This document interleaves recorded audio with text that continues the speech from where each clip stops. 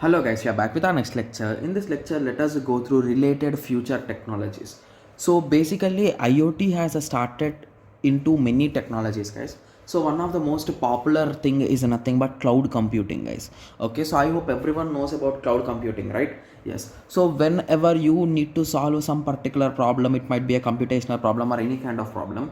If you want to solve it in a faster and easier way, you will be pushing it onto the cloud computing, guys. So basically, cloud computing is where there will be various systems connected or various servers connected which can compute things really faster, guys. Okay, so you'll be pushing this problem there and it will be solved there. Okay, similarly the IoT also has some complex things, right? So whenever some kind of a value comes from the sensor, so sometimes that value will not be the direct value which we want, so you need to do some matrix operations or any kind of complex operations on them.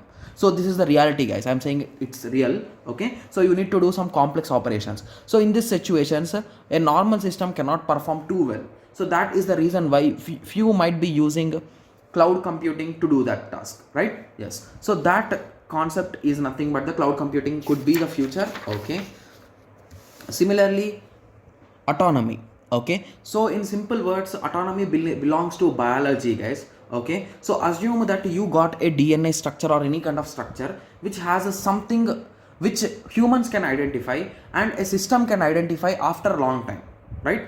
Yes, so in this situation you will be automating the thing, guys. So basically you will be creating a bot which acts as a human and thinks like a human. Okay, yes, so this bot will observe the structure or anything and he will be saying the things. So that thing is nothing but the autonomy. Okay, yes, so basically here we could inculcate the things like self configuration, self organization, self optimization, self healing, self energy supply. These are the few things which you can inculcate while doing this thing, guys. Okay, yes, similarly let us now go through the situation awareness and okay, yes, so this is nothing but, so assume that you are going to your house. Okay, yes, so basically assume in this way, guys. So this is the map, so and you are going from here to here. So this is your office and this is your house. Okay, and there are multiple routes here.